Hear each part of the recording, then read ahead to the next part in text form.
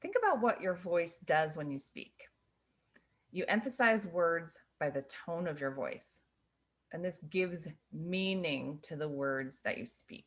They go from just being words to actually meaning something. So if you say, that is fun, it implies maybe that you weren't sure if it would be. If you say, that is fun, it implies that that thing is fun and compared to something else. So imagine that I told you I'm happy today, but I used a monotone voice. I'm happy today. You will probably not be very convinced that I'm happy. So when you think about using facial expression in ASL, remember that it is equivalent to voice inflection. It gives meaning to what you say.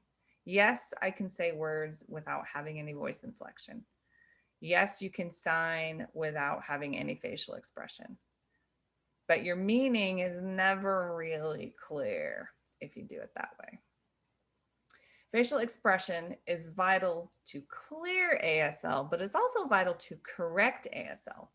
And body movements and gestures in ASL are equally important. I remember when I first learned about using facial expression in ASL, I'm a pretty shy and quiet person. And I remember thinking, I'm not doing that. That's not happening. It felt uncomfortable and out of my comfort zone to have a lot of expression on my face. And I literally just remember thinking, I'm not doing that. That's nice advice for all of you. I'm not doing that.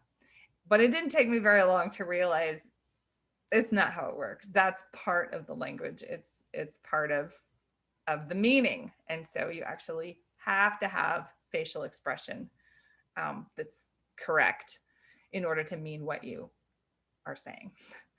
So I want to talk about the difference a little bit between facial expression and non-manual signs.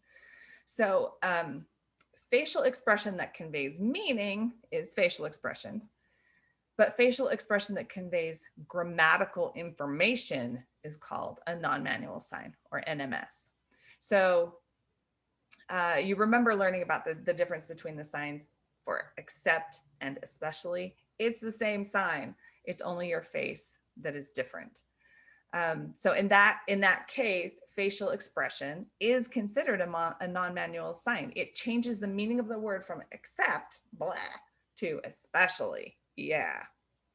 So the next thing that you need to know is the sign for expression. You want two number one, bent hand shapes, it's an X, and you come back and forth by your eyes. That's the sign for expression because these are your eyebrows, up and down, right? So when you sign to ASL, your facial expression and your body movement have to be correct too, just like the signs from your hands have to be correct in order to mean what you think you mean. Your expression and body movement will do in ASL what your voice usually does in spoken English.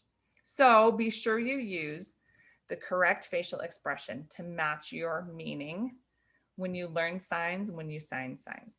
Always practice facial expression when you practice signs. If you go home and you practice happy, sad, you only have half of it. Happy is half of it. Happy is the other half, okay? Sad is half of it. Sad is all of it.